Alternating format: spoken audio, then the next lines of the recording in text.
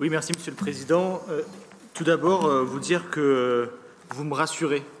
Vous me rassurez parce que depuis tout à l'heure, quand j'évoquais des engagements budgétaires, j'avais l'impression de ne pas avoir réussi à lire la trame budgétaire que vous nous proposez. Et là, vous avez évoqué que sur le cadre de vie, nous avions un engagement de 136 millions et je suis rassuré parce que je tombe exactement sur le même montant que vous, ce qui me rassure dans ma capacité de lire les documents que vous nous transmettez.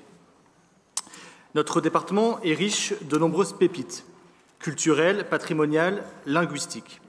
Les protéger, les entretenir et les valoriser est notre devoir collectif, tous ici, détenteurs d'une responsabilité passagère de représenter chacune et chacun un bout de Finistère.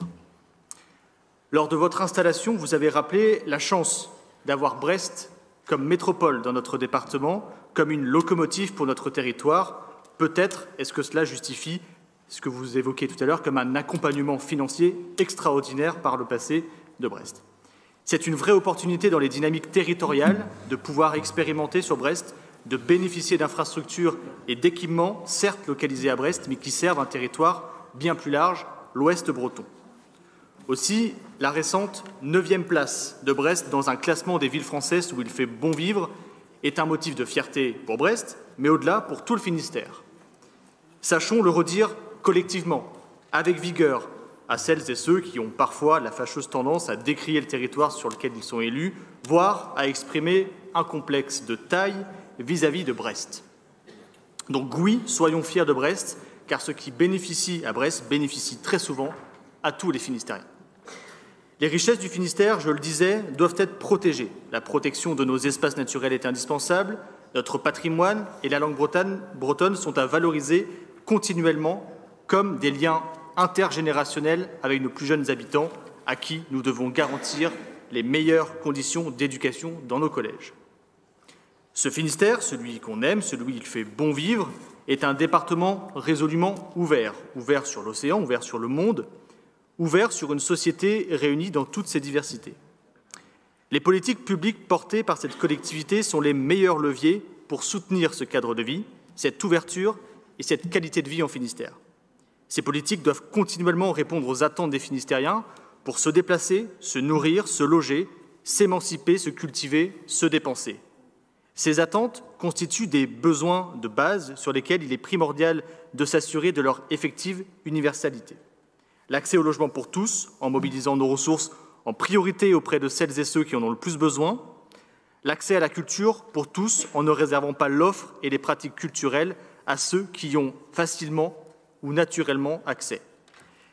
Car si les offres sportives et culturelles sont par défaut ouvertes à tous, l'action publique d'un conseil départemental est de renforcer leur accès à celles et ceux qui en sont les plus éloignés, par obstacle financier ou par obstacle social, par des freins liés aux inégalités qui s'intensifient.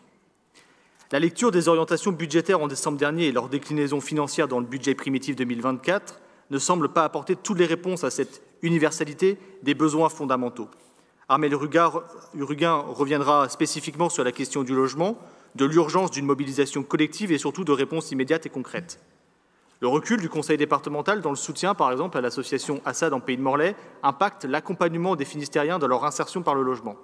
Pourquoi reculer sur ce secteur et en même temps internaliser des fonctions d'accompagnement renforcées? Faire confiance au tissu associatif, c'est aussi contribuer à la vitalité du territoire et donc bénéficier à l'amélioration de son cadre de vie.